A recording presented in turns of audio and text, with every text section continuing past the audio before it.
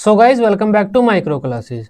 हमारी सीटेट की जुलाई 2024 के लिए स्पेशल रेगुलर क्लासेस चल रही हैं। आज का हमारा सब्जेक्ट है CDP, child development and pedagogy. आज का हमारा टॉपिक रहेगा शिक्षण तथा अधिगम प्रतिमान। जो शिक्षण अधिगम प्रतिमान होते हैं, टीचिंग लर्निंग मॉडल्स होते हैं, उन मॉडल्स की बात करने वाले हैं हम। तो ये सहकारी शिक्षण, सहयोगी शिक्षण, दल शिक्षण, सहयोगी अधिगम, ये सब क्या होते हैं। इसके अलावा हमारा चिंतन स्तर होता है, बोध स्तर होता है, ज्ञान स्तर होता है, शिक्षण के स्तर होते हैं। तो वह सब हम इस वीडियो में कवर करेंगे। इसी के साथ ही हम इसी वीडियो में यह भी देखेंगे कि इस टॉपिक से सीटेट कौन कौन से इंपॉर्टेंट क्वेश्चन पूछता है, वह भी हम यहीं पर कवर करेंगे। सबसे पहले शिक्षण अधिगम प्रतिमान की ही बात कर लेते हैं। शिक्षण अधिगम प्रतिमान जो टीचिंग लर्निंग मॉडल्स होते हैं आपके, अगर आप पढ़ा रहे हैं बच्चों को तो किस मॉडल को फॉलो करके आप पढ़ा रहे हैं, मतलब आपकी जो प्लानिंग है, बेसिक जो प्लानिंग आपने क्या की है, बच्चों को आप किस तरीके से पढ़ाएंगे, उसे हम बोल देते हैं जो टीचिंग लर्निंग मॉडल, शिक्षण अधिगम प्रतिमान। जो भी मॉडल आप फॉलो करेंगे वही आपका प्रतिमान कहलाएगा। अब देखो, ये सारे एक ही होते हैं जितने भी यहाँ पर लिखे हुए हैं। हल्का फुल्का सा अंतर इनमें हो सकता है, लेकिन सीटेट में वो अंतर नहीं आएगा। सीटेट के पेपर की तैयारी कर रहे हैं आप, तब ये सारे आपके एक ही हैं। इन सबको आप एक मानकर चलिए, आपका काम सीटेट में चल जाएगा। जो भी ये लिखा हुआ है, सहकारी शिक्षण, सहकारी अनुदेशन, कोलैबोरेटिव टीचिंग, सहयोगी शिक्षण, सहयोगी अनुदेशन, कोलैबोरेटिव इंस्ट्रक्शन, समूह शिक्षण, दल शिक्षण, टोली शिक्षण, टीम टीचिंग, सह शिक्षण, को टीचिंग, इन सारों का एक ही मतलब होता है, एक क्लास में एक से अधिक टीचर आपस में मिलकर कुछ बच्चों को पढ़ा रहे हैं। एक क्लास में एक टीचर पढ़ाता है, जनरली ये क्लास है, ये मैडम है पढ़ा रही है। लेकिन अगर ये सारे प्रतिमान, इनमें से कोई भी प्रतिमान का आप फॉलो करते हैं बच्चों को पढ़ाते टाइम, उसका मतलब है आपकी क्लास में एक से अधिक टीचर होंगे। 2 हो, 3 हो, 4 हो, 5 हो, जितनी बड़ी क्लास उतने टीचर, लेकिन एक से अधिक टीचर आपकी क्लास में होंगे। अब ये कैसे होता है, क्यों होता है, इनके नाम को देखिए आप। इनको रटना नहीं होता, इनको आप इजीली पढ़ सकते हैं और समझ सकते हैं, इनको पहचान लेंगे आप। इसका मतलब क्या है, सहकारी शिक्षण। सबसे पहली बात तो आ जाती है शिक्षण की। शिक्षण का मतलब होता है बच्चों को कुछ पढ़ाना क्लास में। अनुदेशन का मतलब होता है बच्चों को कुछ पढ़ाना कंप्यूटर वगैरह तकनीकी की सहायता से, मोबाइल वगैरह से, रेडियो वगैरह से। तब शिक्षण और अनुदेशन का दोनों का एक ही मतलब होता है, बच्चों को पढ़ाना। अगर कहीं पर भी ये शब्द आपको मिले, शिक्षण या अनुदेशन, इसका मतलब है बच्चों को पढ़ाया जा रहा है। तो टीचर की बात हो रही है, किसी की पढ़ाने की बात हो रही है, पढ़ने की नहीं हो रही।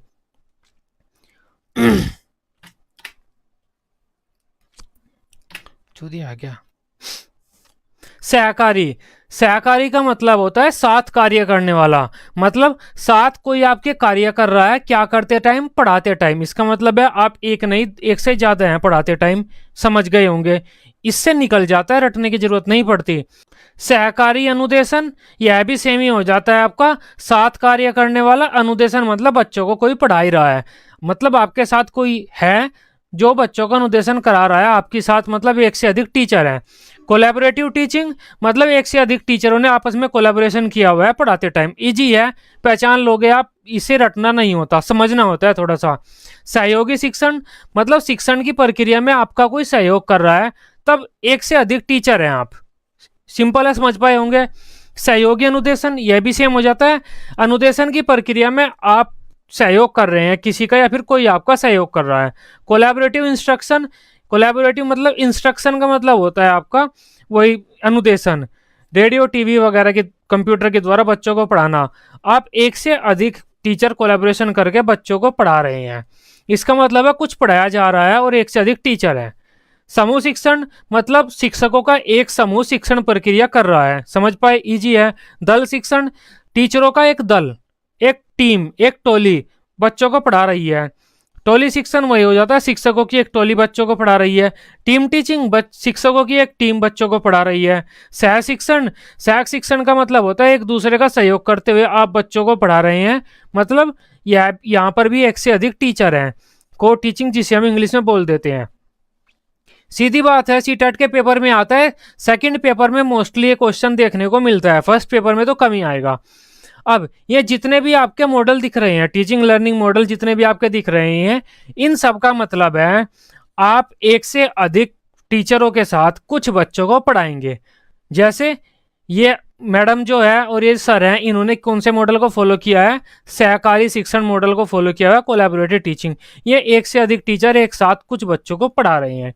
अब इसके बारे में थोड़ा पढ़ते हैं क्या होता है ये।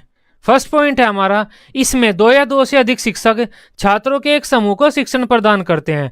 छात्रों का समूह है, उसमें या तो दो शिक्षक होंगे या दो से अधिक शिक्षक होंगे, और जब ऐसी प्रक्रिया होगी उस टीचिंग मॉडल को हम ये सारे नाम से पुकारेंगे, चाहे कोई भी आपका नाम पेपर में आए, मतलब उसका एक ही है। सेकेंड पॉइंट है, इसमें छात्र शिक्षक अंतःक्रिया को सुधारा जा सकता है, मतलब छात्र शिक्षक जो इंटरेक्शन होता है, अंतःक्रिया, वो सुधर जाती है इससे। अब इनको कुछ जरूरत थी, टीचर से पूछ सकते हैं, उसी टाइम पर इनको भी जरूरत पड़ी, ये इससे पूछ सकते हैं, इसको इधर नहीं आना पड़ेगा इनको छोड़कर। मतलब जो टीचिंग स्टूडेंट और टीचर के बीच में जो इंटरेक्शन होती है वो अच्छी हो जाती है इस प्रतिमान के द्वारा, इस टीचिंग मॉडल के द्वारा। नेक्स्ट पॉइंट है, इससे बच्चों में सामाजिक गुणों का विकास होता है।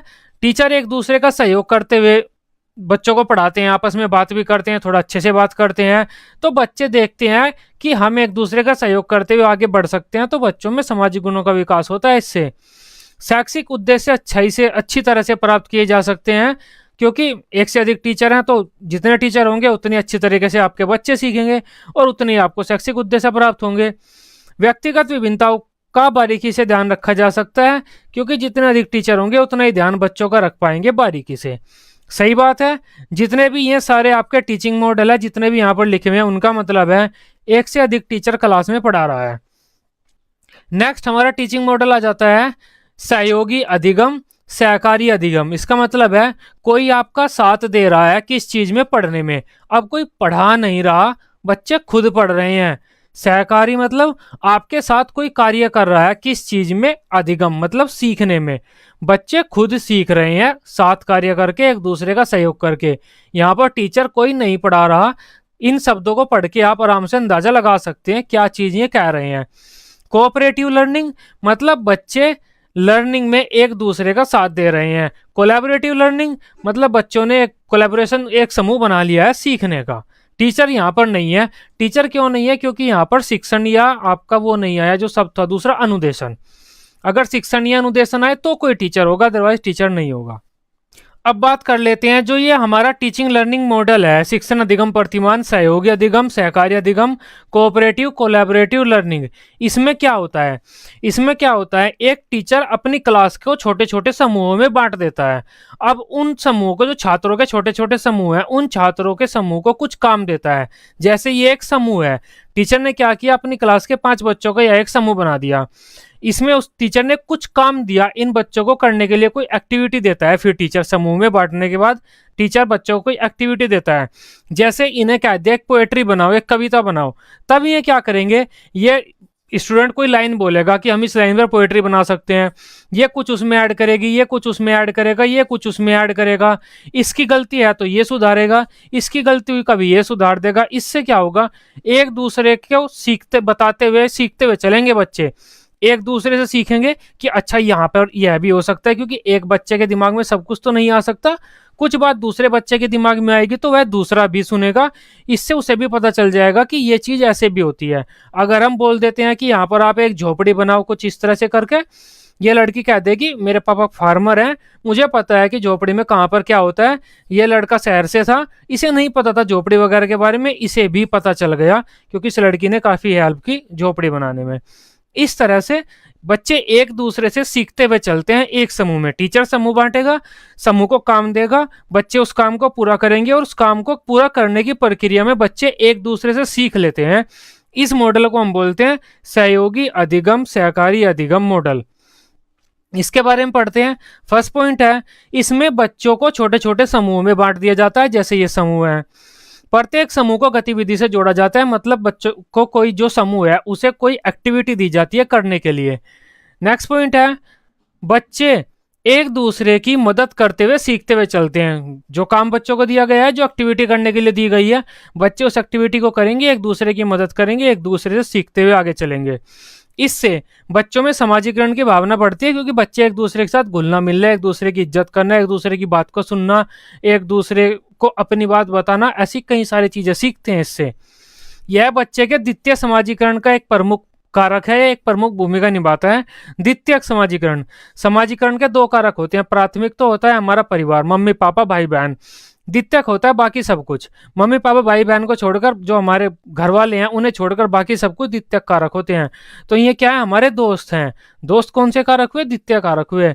सीटेट में क्वेश्चन आता है ये है कि ये जो आपका सहकारी अधिगम है ये किस प्रकार का समाजीकरण का कारक है। इससे बच्चों में डर खत्म होता है। बच्चे क्या करते हैं, पढ़ने के लिए विद्यालय आते हैं लेकिन वो डरते हैं, टीचर डांट लगाएगा, काम नहीं हुआ तो वह क्लास से बाहर खड़ा कर देता है, बेंच पर खड़ा कर देता है, डांट लगा देता है। इस तरह से बच्चे डरते हैं पढ़ने से, विद्यालय में आने से। लेकिन अगर हम इस अधिगम मॉडल का प्रयोग करते हैं, इससे क्या होगा, बच्चों को सीखने में मजा आएगा, उनमें जो डर है सीखने के प्रति वह खत्म हो जाएगा। विद्यालय में आने का वो डर खत्म हो जाएगा बच्चों में, क्योंकि एक दूसरे से ग्रुप में सीखते हुए चल रहे हैं। अच्छा, ये शिक्षण अधिगम प्रतिमान है एक।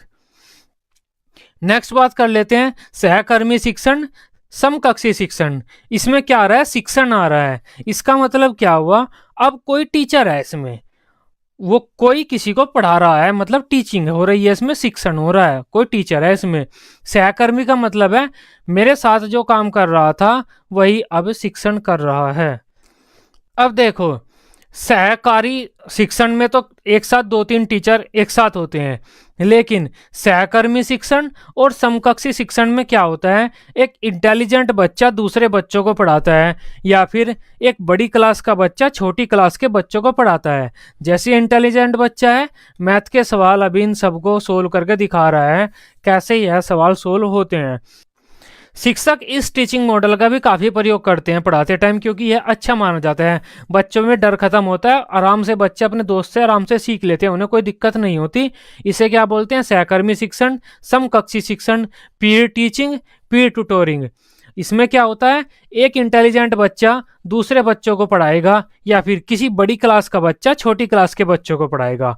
टीचिंग होगी इसमें, ये पढ़ाएगा ये पढ़ेंगे। इसके बारे में पढ़ते हैं। इसमें कोई एक छात्र अन्य छात्रों को पढ़ाता है, ये पढ़ा रहा है। बड़ी कक्षा का छात्र छोटी कक्षा के छात्रों को, उम्र में बड़ा बच्चा छोटे बच्चों को, होशियार बच्चा दूसरे बच्चों को। समझ पाए होंगे, इजी है। कोई इंटेलिजेंट बच्चा नॉन इंटेलिजेंट को पढ़ाएगा, बड़ी क्लास का बच्चा छोटी क्लास के बच्चों को पढ़ाएगा, बड़ा बच्चा छोटे बच्चों को पढ़ाएगा। इस तरह का जो भी आपका टीचिंग मॉडल होगा उसे हम कहेंगे सहकर्मी शिक्षण या समकक्षी शिक्षण। नेक्स्ट हमारा टीचिंग मॉडल होता है मित्र मंडली, मित्र समूह, बड़ी सिस्टम। यह भी हमारा आईएमपी है, बड़ी सिस्टम। अब ये होता तो इसी की तरह है, समकक्षी शिक्षण की तरह ही होता है यह मित्र मंडली मित्र समूह भी। लेकिन इसमें क्या होता है, कोई एक बच्चा दूसरे बच्चों को नहीं पढ़ाता। मान लीजिए किसी एक बच्चे पे इंग्लिश नहीं आती, लेकिन उसकी क्लास के 4 बच्चे इंग्लिश अच्छी तरह से बोल सकते हैं। तब टीचर क्या करेगा, उस एक बच्चे को जिस पे इंग्लिश नहीं आती उन 4 बच्चों के साथ बैठा देगा और उनसे कहेगा बच्चों से इसे हमेशा अपने साथ रखो। 1 हफ्ता, 10 दिन, 15 दिन, 1 महीना, तुम्हारा अब एक ग्रुप हो गया ये 5 बच्चों का। उस 5 बच्चों के ग्रुप में 4 बच्चे इंग्लिश बोलते हैं, 5 बच्चे इंग्लिश नहीं बोलता।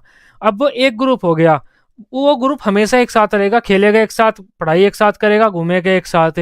उससे क्या होगा, जिस बच्चे पे इंग्लिश नहीं आती वह भी इंग्लिश बोलने लगेगा बिना प्रयास करे। यही होता है हमारा मित्र मंडली मित्र समूह। दोस्तों की बड़ी सिस्टम, मतलब दोस्तों का एक ऐसा सिस्टम बना दिया जाता है जिसमें अपने आप अधिगम हो जाता है, उन्हें पता भी नहीं चलता। इसको हम ऐसे भी प्रयोग कर सकते हैं, कोई एक बच्चा विद्यालय में नया आया, उसे नहीं पता विद्यालय के क्या क्या नॉर्म्स हैं, कहाँ किसको नमस्ते करनी है, कहाँ बैठना है, किस टाइम उठना है। गुरुकुल का समझ लीजिए, गुरुकुल के सिद्धांत नियम वगैरह ज़्यादा होते हैं। तो नया बच्चा जो है उसे पूरा नहीं पता होता किस टाइम संध्या हवन क्या करना है, संध्या में कैसे बैठना है, किसको कैसे प्रणाम करना है, कौन क्या है, कौन कितना बड़ा गुरुवर है। तब क्या होगा, जो छोटा बच्चा, जो नया बच्चा आया है, उसे 3-4 ऐसे बच्चों के साथ बैठा दिया जाएगा या 3-4 दिन के लिए छोड़ दिया जाएगा जो वहाँ गुरुकुल में 3-4 साल से हैं। अब हफ्ता 10 दिन जब वो उनके साथ रहेगा, उसे सब कुछ पता चल जाएगा, किसको कब नमस्ते करनी है, कौन काम क्या करेगा, क्या काम कैसे होता है, कौन से हमारे सिद्धांत है, क्या काम हम कर सकते हैं क्या नहीं कर सकते। उस बच्चे को हमें बताना भी नहीं पड़ेगा और वह सब कुछ सीख लेगा। इसे हम बोलते हैं मित्र मंडली मित्र समूह, बड़ी सिस्टम। कोई एक बच्चा सबको पढ़ा रहा है उसे समकक्षी शिक्षण कहेंगे। लेकिन हमने एक नया बच्चा कुछ पुराने बच्चों के बीच छोड़ दिया, अपने आप वह जो सीख रहा है उसे मित्र मंडली कहेंगे। इसके बारे में पढ़ते हैं। इस अवस्था में छोटी आयु के बच्चों को बड़े बच्चों के साथ रखा जाता है जिससे उनमें अधिगम हो सके, छोटे बच्चे बड़े बच्चों से कुछ सीख सकें। इजी है, छोटे बच्चे को बड़े बच्चों के साथ रख दिया जाएगा जिससे वह उनसे कुछ सीख सके। नेक्स्ट पॉइंट है, किसी विद्यालय में आए नए बच्चे को पुराने बच्चों के साथ रखा जाता है जिससे वे उस विद्यालय के माहौल में घुल मिल जाते हैं और नए बच्चों में विद्यालय के मूल्यों का विकास हो जाता है कि विद्यालय के हमारे क्या मूल्य हैं, क्या नॉर्म्स है, बच्चों में आ जाते हैं। इजी है, ये आप समझ पाए होंगे। नेक्स्ट है हमारा को एजुकेशन। ये भी आपसे कोई भी पूछ लेगा इंटरव्यू वगैरह में, को एजुकेशन क्या होता है। एक क्लास में लड़के और लड़की अगर एक साथ बैठकर पढ़ रहे हैं उसे हम को एजुकेशन बोलते हैं। ये लड़कियां बैठी हुई हैं, ये लड़के बैठे हुए हैं, ये को एजुकेशन है। लड़कियों की अलग क्लासेस चल रही है दूसरे स्कूल में, लड़कों की अलग क्लासेस चल रही है दूसरे स्कूल में, वो को एजुकेशन नहीं है। जिस क्लास में लड़के लड़की दोनों एक साथ बैठकर पढ़ रहे हैं, एक टीचर पढ़ा रहा है या दो टीचर पढ़ा रहे हैं, उसे हम बोलेंगे को एजुकेशन। नेक्स्ट हमारा मॉडल आ जाता है बहुसंवेदी शिक्षण, मल्टी सेंसरी टीचिंग, बहुसंवेदी अनुदेशन, मल्टी सेंसरी लर्निंग। अब बहुसंवेदी कहीं पर भी आपको मिले उसका मतलब है हमें बच्चों का क्या करना है, जो उनकी सेंसेस है उनकी संख्या बढ़ानी है। अगर मैं लेक्चर देकर बच्चों को कोई चीज़ समझाता हूँ तो बच्चों का एक सेंस काम करेगा, सुनने वाला हियरिंग सेंस, एक उनकी जो इंद्रिय है वह काम करेगी। अगर मैं बच्चों को लेक्चर देते हुए कुछ दिखा भी देता हूँ, कोई चित्र दिखा देता हूँ, तब बच्चों की दो इंद्री काम करेगी। एक तो बच्चे मुझे सुनेंगे, श्रवण इंद्री काम हो गई, काम करने लगी हियरिंग सेंस। दूसरा दृश्य इंद्री भी बच्चों की काम कर रही है, मतलब बच्चे चीज को देख भी रही हैं। अब दो इंद्री काम करने लगी, सुनने वाली और देखने वाली, क्योंकि मैं क्या कर रहा हूँ, लेक्चर भी दे रहा हूँ और बच्चों को एक चित्र भी दिखा रहा हूँ।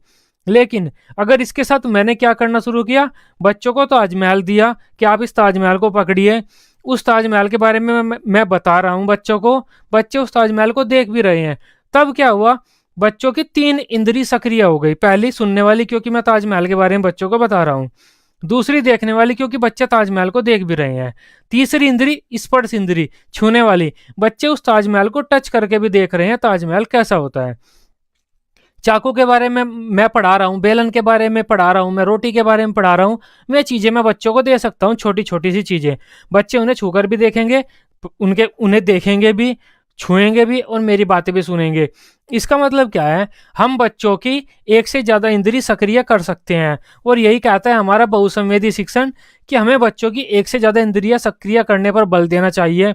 अगर हम बच्चों की एक से ज़्यादा इंद्रिय सक्रिय करेंगे तो बच्चे अच्छी तरह से सीखेंगे और जो ज्ञान है वो स्थायी होगा।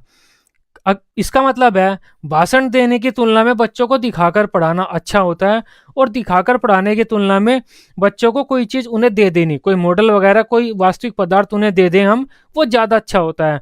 और इसकी भी तुलना में कोई बच्चों से काम ही करा ले हम कि पौधा कैसे पैदा होता है, दिखाने से अच्छा है बच्चे से कहें कि वो पौधा आप खुद पैदा करके दिखाओ, क्योंकि उसमें बच्चों की और ज़्यादा इंद्रिय सक्रिय होंगी, क्योंकि उनकी भावनाएं भी उससे जुड़ती हैं। बच्चा उसे रोज़ फील करता है पौधा इतना बड़ा हुआ है, नहीं हुआ है। जितनी ज़्यादा इंद्रिय हम बच्चों की सक्रिय करेंगे उतना ज़्यादा बच्चों को ज्ञान स्थायी होगा। अब वह इंद्रिय हम कैसे भी सक्रिय करें, शिक्षण सहायक सामग्री के द्वारा करें या अपने टीचिंग मेथड के द्वारा करें, उससे इतना ज़्यादा फर्क नहीं पड़ता। इसके बारे में पढ़ते हैं। इसमें एक शिक्षक शिक्षण सहायक सामग्री का प्रयोग करके एक से अधिक इंद्रियों को सक्रिय करके छात्रों को पढ़ाता है। इस प्रत्यय का विकास जो एडगर डेल ने किया था, इसे हम एडगर डेल बोल देते हैं, एजर डेल भी बोल देते हैं। इसने किया था, सीधा सा मतलब यही है, एक से ज़्यादा इंद्रियां हमें बच्चों की सक्रिय करनी है पढ़ाते टाइम। अब नेक्स्ट हमारा मॉडल है इलेक्ट्रॉनिक अधिगम, ई लर्निंग, इलेक्ट्रॉनिक लर्निंग। इसमें तो सीधा इजी है। अगर कोई टीचर विद्युत यंत्रों का प्रयोग करके बच्चों को पढ़ा रहा है, computer, TV, mobile, radio, cassette, हमारा जो ऑडियो टेप होता है, ग्रामोफोन होता है, लिंग्वा फोन होता है, जो एप्लीकेशंस आती हैं, उन सारी चीज़ों का प्रयोग करके कोई भी टीचर पढ़ा रहा है उसे हम बोल देंगे ई अधिगम। बच्चे घर पर भी पढ़ सकते हैं ई अधिगम से, क्लास में भी टीचर कोई प्रोग्राम दे सकता है बच्चों से, इस कंप्यूटर में जितने क्वेश्चन आ रहे हैं उनको सोल्व कीजिए, ऐसे भी हम दे सकते हैं। इस तरह से बच्चे कुछ पढ़ सकते हैं। ये तो ई अधिगम है, ईजी है। अब नेक्स्ट बात कर लेते हैं, हमारा जो नेक्स्ट जो हमारे प्रतिमान होते हैं, वे 3 प्रतिमान होते हैं, हार्वर्ड शिक्षण प्रतिमान, मॉरिसन शिक्षण प्रतिमान, हंट शिक्षण प्रतिमान। इन्हें हम शिक्षण के स्तर भी बोलते हैं। शिक्षण के स्तर, लेवल्स ऑफ टीचिंग, मतलब अगर हम बच्चों को कोई चीज पढ़ा रहे हैं तो किस स्तर तक पढ़ा रहे हैं। शिक्षण के 3 स्तर होते हैं, स्मृति स्तर, बोध स्तर, चिंतन स्तर। इन्हें हम प्रतिमान भी बोलते हैं। हर्बर्ट शिक्षण प्रतिमान, मॉरिसन शिक्षण प्रतिमान बोध वाले को, हंट शिक्षण प्रतिमान चिंतन वाले को, ये बोलते हैं हम इन्हें। इनका मतलब क्या होता है थोड़ा सा समझिए। अगर हम बच्चों को कुछ पढ़ा रहे हैं तो उस बच्चों को हम 3 लेवल पे पढ़ाते हैं कोई भी चीज़। पहला लेवल तो ये है, हमने बच्चों को रटा दिया कोई भी चीज़, जैसे भारत की राजधानी दिल्ली, अमेरिका की राजधानी ये, भारत की 10 समस्याएं ये हैं, भुखमरी, गरीबी, पैसा न होना, बेरोजगारी, ये हमने कोई भी चीज़ बच्चों को रटा दी। हरा रंग है, चले जाओ, लाल रंग है, रुक जाओ, येलो रंग है, बाइक स्टार्ट करो। इस तरह से कोई भी चीज़ हमने बच्चों को रटा दी, बस हमने बताया, बच्चों ने रट लिया। हमारा नाम, मम्मी का नाम, पापा का नाम, आपके कितने दोस्त हैं उन दोस्तों का नाम, ये चीजें हम बस रट सकते हैं। उस लेवल को हम बोलते हैं स्मृति स्तर। बच्चे बस अपनी स्मृति में बातें रख रहे हैं, उसे सिर्फ रट रहे हैं, ना तो मैं समझ रहे ना उसके बारे में कुछ और सोच रहे। टीचर ने बताया, हमने रट लिया। संज्ञा की परिभाषा हमने रट ली, वो क्या है, हमारा स्मृति स्तर है। दूसरा आता है बोध स्तर। इसमें होता है हम चीजों को समझते हैं, जैसे भारत की 10 वर्तमान समस्याओं के बारे में अपने शब्दों में लिखिए। इसमें बच्चे को क्या करना पड़ेगा, समझना पड़ेगा। संज्ञा की परिभाषा बच्चे को हमने बताई, बच्चे ने रट ली। अब ये तो हुआ स्मृति स्तर, लेकिन बच्चा घर जाकर उसे समझ रहा है। पर्सन क्या होता है, पैलेस क्या होता है, इसे संज्ञा ही क्यों बोलते हैं हम, मतलब बच्चा जो हमने बताया है उसे बच्चा खुद समझने की कोशिश कर रहा है, उसका बोध कर रहा है, मतलब उसके जो अर्थ है उसे निकाल रहा है। सीधा सीधा कोई रट नहीं रहा, उसका अर्थ निकाल रहे हैं।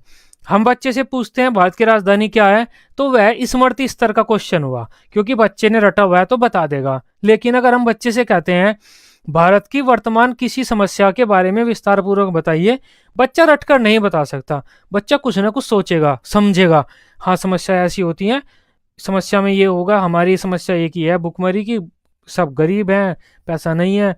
बच्चा सोच रहा है, किसी चीज को सीधा रट रहा है स्मृति स्तर, किसी चीज को सोच रहा है, उसका खुद अर्थ निकाल रहा है बच्चा, तो वो हुआ बोध स्तर। अब बच्चे ने जो चीज समझ ली है उस पर चिंतन कर रहा है, ये क्या है, ये क्यों है, कैसे काम करती है, अब ये अगर मैं इसको ऐसे कर दूंगा तो क्या होगा, अगर वैसे करूंगा तो क्या होगा। कोई बड़ा सा सवाल आ गया, हम पे कभी नहीं आता, तो हम क्या कर रहे हैं, सूत्र खुद बनाकर x बराबर y है तो ये होगा, ये होगा। इस तरह से खुद चीजों पर चिंतन, विचार विमर्श, गहन विचार विमर्श करके हम किसी समस्या का समाधान कर रहे हैं, कोई प्रश्न का उत्तर ढूंढ रहे हैं, या चीजों पर चिंतन विचार विमर्श कर रहे हैं, जैसे हमारे दार्शनिक करते हैं, सुकरात, अरस्तु, प्लेटो, महात्मा गांधी वगैरह। ये वे चीजों पर विचार विमर्श करते थे गहन तरीके से। अगर इस तरह से हम बच्चों को कुछ पढ़ाते हैं तो वो चिंतन स्तर का होगा। जैसे हमने कोई बड़ा सा क्वेश्चन दे दिया मैथ का, जिसमें बच्चों को ABCD ज्यादा है, कई सूत्र वगैरह उन्हें खुद बनाने होंगे, A बराबर ये है तो B बराबर ये है, तब वो चिंतन स्तर पे होगा। बोध स्तर पे भारत की समस्या के बारे में अपने शब्दों में बताइए, वो बोध स्तर होगा, क्योंकि बच्चा रटकर नहीं बता सकता, उसे समझना पड़ेगा। स्मृति स्तर, अमेरिका की राजधानी का नाम बताइए, उसमें समझने की जरूरत नहीं है, रटा हुआ है तो वह बता देगा। ये 3 स्तर होते हैं, इन तीनों को हम अभी थोड़ा सा पढ़ते हैं। सबसे पहला स्तर हो जाता है हमारा स्मृति स्तर, मेमोरी लेवल। इसमें हम बस चीजों को रटते हैं, लाल है तो रुक जाओ, येलो है तो बाइक स्टार्ट करो, हरा है तो भाग जाओ। कोई आंख दिखा रहा है तो इसका मतलब है आप पे गुस्सा है, कोई आपके सामने ऐसे करता है तो इसका मतलब आप चुप हो जाइए। सीधी सी बात है, जो टीचर ने बताया वो आपने रट लिया बिना कुछ सोचे समझे, इसे हम बोलते हैं स्मृति स्तर। शिक्षण का सबसे छोटा और सबसे निचला, सबसे पहला स्तर होता है ये। इसमें तथ्यों को ज्यों का तो याद किया जाता है या फिर रटा जाता है, जैसा टीचर ने कहा वैसा हमने रट लिया बिना कुछ सोचे समझे। नेक्स्ट पॉइंट है, चीजों से संबंधित मस्तिष्क प्रतिबिंब बनाना इसी स्तर पर आता है। मतलब हमने कोई पेंसिल देखी, पेंसिल ऐसी होती है, हमने एक मानसिक प्रतिबिंब बना लिया, बस जैसी देखी वैसा हमने इसको रट लिया, वो होता है हमारा स्मृति स्तर। मतलब बिना कुछ सोचे समझे, चीज जैसी है हमने उसको वैसे ही धारण कर लिया। अब जो ये प्रतिमान है इसे हर्बर्ट स्पेंसर ने दिया था, जिस कारण इसे हर्बर्ट स्पेंसर प्रतिमान भी बोलते हैं, हर्बर्ट टीचिंग मॉडल। इसमें संकेत अधिगम, श्रृंखला अधिगम शामिल होता है। संकेत अधिगम का मतलब तो यही होता है, लाल रंग का क्या संकेत है, चले जाओ, हरे रंग का क्या संकेत है, लाल रंग का क्या संकेत है, रुक जाओ, हरे रंग का क्या संकेत है, चले जाओ, संकेत अधिगम। श्रृंखला अधिगम, एक चीज हमने आपको बताई, उसके बाद दूसरी, उसके बाद तीसरी, उसके बाद चौथी, इस तरह से श्रृंखला आपको बना दे हम नियमों की। पहले हमने आपको ABCD, फिर 1 2 3 4, इस तरह से कोई भी हम काम की आपको श्रृंखला दे रहे हैं वो हमारा स्मृति स्तर पर ही आएगा। एक चीज हमने आपको पढ़ाई, उसके बाद उसके उससे संबंधित दूसरी चीज पढ़ाई। भारत की राजधानी नई दिल्ली, नई दिल्ली का मुख्यमंत्री ये मुख्यमंत्री कब बना, इस तारीख को बना, इस तारीख को क्यों बना, इन चुनाव के कारण बना। इस तरह से जो अधिगम की जो श्रृंखला बन गई ना, ये होता है हमारा स्मृति स्तर पर ही, क्योंकि हम चीज़ों को रटाते रटाते ही एक श्रृंखला बना सकते हैं। अगर बच्चों से कहीं आप समझो तो श्रृंखला नहीं बनेगी, क्योंकि कोई बच्चा कुछ और समझेगा, कोई बच्चा कुछ और समझेगा, वो चेन टूट जाएगी। अब हर्बर्ट स्पेंसर ने ये जो मॉडल है, स्तर है, इसको 5 पदों के रूप में प्रस्तुत किया, जिसे हर्बर्ट स्पेंसर की पंचपदीय प्रणाली कहा जाता है। IMP लाइन है ये, आ जाता है आपके पेपर में। हर्बर्ट स्पेंसर पंचपदीय लाइन क्या होता है, किस लेवल से संबंधित है, या फिर ये भी पूछ लिए जाते हैं 5 पद कौन कौन से हैं। नियोजन, प्रस्तुतिकरण, संबंध व तुल्य, सामान्यकरण, अनुप्रयोग। सीटेट में जनरली ये नहीं पूछे जाएंगे, अगर आप पढ़ना चाहते हैं पढ़ सकते हैं। ये एक लेवल है, रटने से संबंधित होता है। हर्बर्ट स्पेंसर ने दिया है इसे, और हर्बर्ट स्पेंसर ने इसको 5 पदों के रूप में प्रस्तुत किया है। ज़्यादा मैं इनके बारे में नहीं बताता, क्योंकि सीटेट ये नहीं पूछता, ये जो इस चरण है उनके बारे में सीटेट नहीं पूछता। दूसरा स्तर है बोध स्तर, अवबोध स्तर, अंडरस्टैंडिंग लेवल। इसमें हम क्या करते हैं, तथ्यों को समझते हैं। टीचर ने कहा भारत की यह समस्या है, हम खुद समझेंगे क्या यह समस्या है। अगर टीचर ने यह कहा कि भारत की एक समस्या जातिवाद है, तो एक बच्चा सीधा सीधा नहीं रटेगा, उसे समझेगा कि क्या सच में जातिवाद भारत की एक समस्या है। मेरे गांव में ऐसे रहते हैं सब, हाँ छोटे बड़े में भेद नहीं करते हैं, तो उसका ये मतलब निकल जाता है हाँ नुकसान तो हमें हो रहा है ना। तो बच्चा उस चीज़ का अर्थ निकालेगा, सीधा सीधा नहीं रटेगा। जब सीधा सीधा नहीं रटता, अर्थ निकालता है, उसे हम बोल देते हैं अवबोध स्तर या बोध स्तर।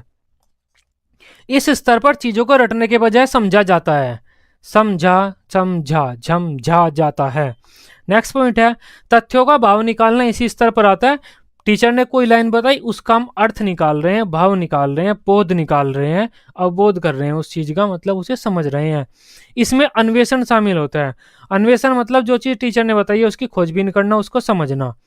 इसे मॉरिसन ने दिया था, जिस कारण इसे मॉरिसन शिक्षण प्रतिमान, मॉरिसन टीचिंग मॉडल भी कहा जाता है। अब ये क्वेश्चन यूपी टैट में आ जाता है, जो आपके स्टेट टैट जो होते हैं, सी टैट में नहीं आता। स्मृति स्तर व बोध स्तर में कौन सा पद आपका कॉमन है, वो है प्रस्तुतिकरण, क्योंकि 5 पद उसके थे हमारे स्मृति स्तर के। ये देख सकते हैं आप, ये 5 पद स्मृति स्तर के थे, इसमें भी प्रस्तुतिकरण है। और ये 5 पद किन्होंने दिए हैं, मॉरिसन ने दिए हैं अवबोध स्तर के, और इसमें भी प्रस्तुतिकरण है। क्वेश्चन आ जाता है स्मृति स्तर व बोध स्तर में कौन सा कॉमन एक टर्म है, वो है प्रस्तुतिकरण, प्रेजेंटेशन दोनों में। अब मॉरिसन ने इसको भी 5 पदों में विभाजित किया है। सीटेट नहीं पूछता इन्हें, पढ़ना चाहते हैं आप पढ़ सकते हैं। बोध का मतलब होता है तथ्यों को समझना, अन्वेषण करना, उनका अर्थ निकालना, भाव निकालना। हमारा तीसरा जो स्तर हो जाता है शिक्षण का, तीसरा मॉडल, उसे हम बोलते हैं चिंतन स्तर, परवर्ती स्तर, रिफ्लेक्टिव लेवल। इसमें हम न तो सीधा सीधा रटते, न उनका भाव निकालते, बस क्या करते हैं, रटा हुआ भी हमने पहले है, भाव भी पहले निकाला हुआ है, अब उस पर तर्क वितर्क करते हैं, चुपचाप बैठकर उस पर चिंतन मनन करेंगे, ये क्या सच में ऐसा होता है, क्यों होता है, अगर हम ऐसा करेंगे तो क्या होगा, या फिर उससे संबंधित हमारे जीवन में क्या क्या समस्याएं खड़ी हो सकती हैं, उन समस्याओं का क्या समाधान होगा। जो आपके मनोवैज्ञानिक होते हैं, दार्शनिक होते हैं, वैज्ञानिक होते हैं, वे इस लेवल पर ही चिंतन मनन करते हैं, इस लेवल पर ही सोचते हैं। जो बड़े काम आएंगे ना, वो इस स्तर पर आएंगे, चिंतन स्तर पर। रटना पहले स्तर पर, समझना दूसरे स्तर पर। इन दोनों काम के अलावा जो भी आपके पेपर में मिले वो आपके तीसरे स्तर से संबंधित होगा। यह शिक्षण का सबसे उच्च स्तर है। चिंतन करना, तार्किक विवेचना करना, निष्कर्ष निकालना, समस्या समाधान, विश्लेषण करना, संश्लेषण करना, इसी स्तर पर आधारित है। नेक्स्ट पॉइंट है शिक्षण के इस स्तर पर आलोचनात्मक व मौलिक चिंतन शामिल होता है। चिंतन इसी स्तर पर आता है, चिंतन स्तर पर इजी है। आलोचनात्मक मतलब चीजों की अच्छाई व बुराई देख रहे हैं, पंखा चला तो क्या, नहीं चला तो क्या, अगर इस तरह से चला तो क्या, अगर इस तरह से नहीं चला तो क्या। आलोचनात्मक चिंतन, मौलिक चिंतन, कोई नया चीज, हम बैठकर नई चीज के बारे में सोचते रहते हैं ना, कोई नया आविष्कार करने के बारे में, कोई समस्या आ गई हमारे जीवन में, उसका समाधान करने के बारे में। वो सब इसी में आएगा, बड़े बड़े काम सारे इसी में आएंगे, एक लाइन में खत्म हो जाता है ये आपका स्तर। इसे हंट ने दिया था, इस कारण इसे हंट शिक्षण प्रतिमान, हंट टीचिंग मॉडल भी बोलते हैं। इसके 4 पक्ष माने जाते हैं: उद्देश्य, संरचना, सामाजिक प्रणाली और मूल्यांकन प्रणाली। सीटेट नहीं पूछेगा, पढ़ना चाहते हैं आप पढ़ सकते हैं। ये हमारे टीचिंग मॉडल्स थे। जितने भी टीचिंग मॉडल सीटेट में आते हैं, फर्स्ट पेपर में भी सेकंड पेपर में भी, दोनों में आते हैं, सब हम कवर कर चुके हैं।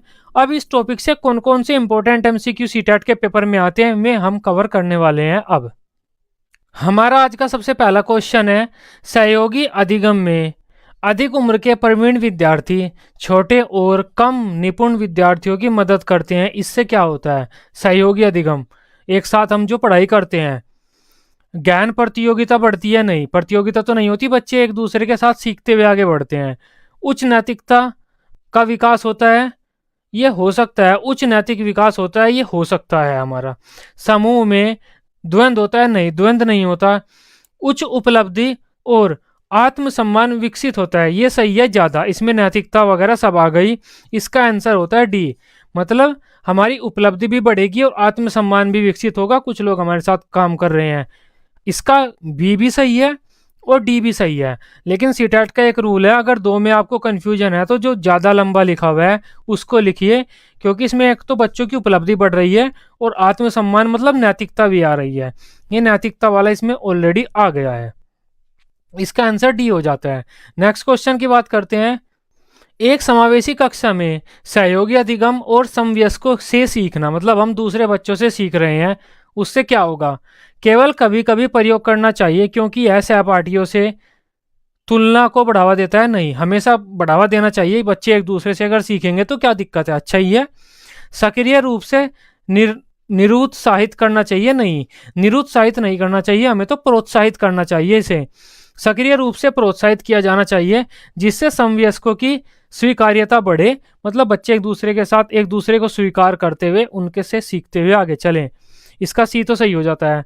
कार्यान्वित नहीं किया जाना चाहिए, ये भी गलत है, किया जाना चाहिए। इसका आंसर सी है। अगर समावेशी कक्षा में बच्चे एक दूसरे से सीख रहे हैं तो उसे बढ़ावा दिया जाना चाहिए, वह एक अच्छी बात है। छात्रों के निष्पादन को बढ़ाया जा सकता है, कैसे बढ़ाया जाता है? छात्रों की परफॉर्मेंस को सहयोगी अनुदेशन के द्वारा बढ़ाया जा सकता है, परीक्षाओं को बढ़ाकर नहीं, बच्चों को पेपरों की टेंशन हो जाएगी। छात्रों की संख्या को कम करके, छात्रों की संख्या को कम करके, कम तो नहीं करना चाहिए क्योंकि अगर बच्चे हमारे पास इतने हैं तो हमें तो पढ़ाना पड़ेगा, उन्हें बिना पढ़ाए तो छोड़ नहीं सकते ना। पाठ्यक्रम भी नहीं बदल सकते क्योंकि पाठ्यक्रम हमारे उद्देश्यों के अनुसार होता है। तो इसका आंसर ए ही सही हो जाता है। सहयोगी अनुदेशन का हम लाभ लेंगे और बच्चों को अच्छा करेंगे, उनकी परफॉर्मेंस को सुधारेंगे। अब सहकारी शिक्षण में क्या होता है? जो साथ कार्य करते हैं ना शिक्षण में, उसमें क्या होता है? एक साथ कार्य किया जाता है, ये तो सीधा सीधा सा अर्थ हो गया, ये तो होता नहीं। सहकारी सहायता, सरकारी सहायता प्राप्त की जाती है? नहीं। कई शिक्षक शिक्षण प्रक्रिया में लिप्त होते हैं, ये सही हो जाता है। छात्रों के एक समूह को ज्ञान प्रदान किया जाता है, वैसे तो यह भी किया जाता है, लेकिन इसका आंसर सी ज़्यादा सही लग रहा है।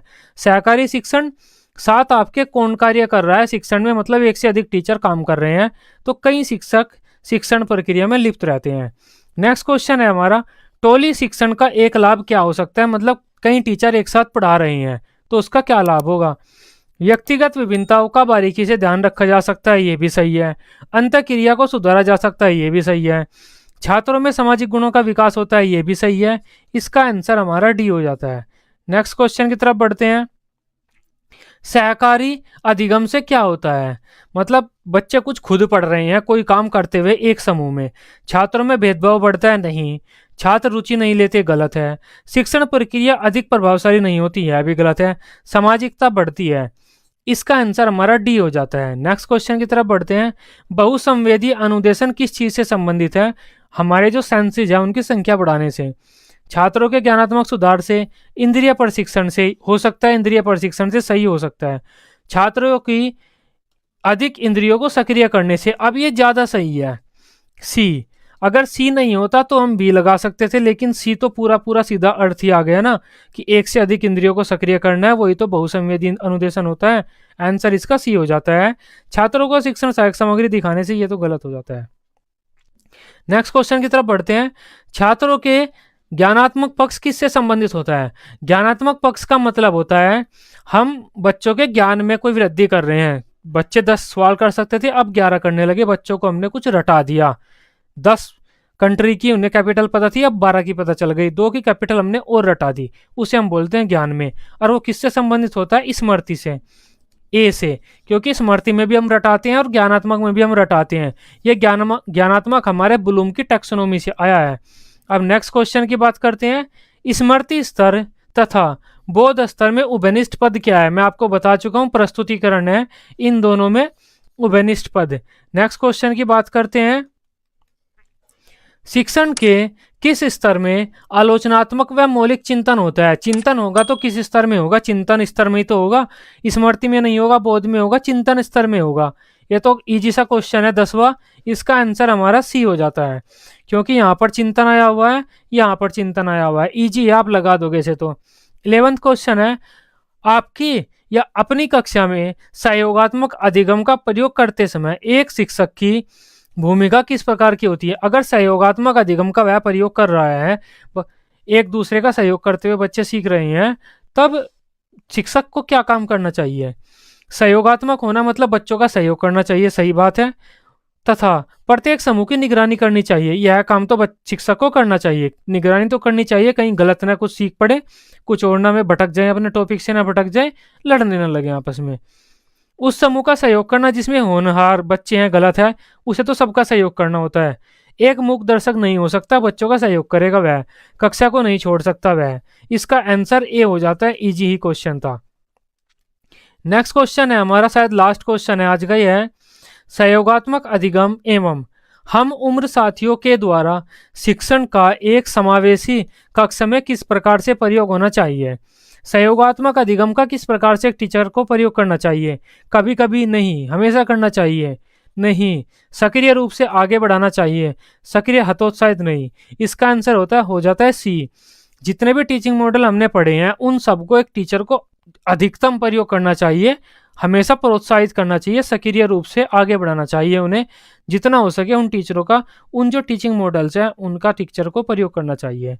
ये हमारे क्वेश्चंस थे, या टीचिंग मॉडल वाला चैप्टर था। आई होप इसे आप समझ पाए होंगे। कोई डाउट हो आप मुझे पूछ सकते हैं। वीडियो अच्छी लगी हो आप इसे अपने सीटेट ग्रुप वगैरह दोस्तों के साथ शेयर कर सकते हैं। सीटेट की डेली रेगुलर क्लासेस लेने के लिए आप इस चैनल को सब्सक्राइब कर सकते हैं। Till then bye bye, take care.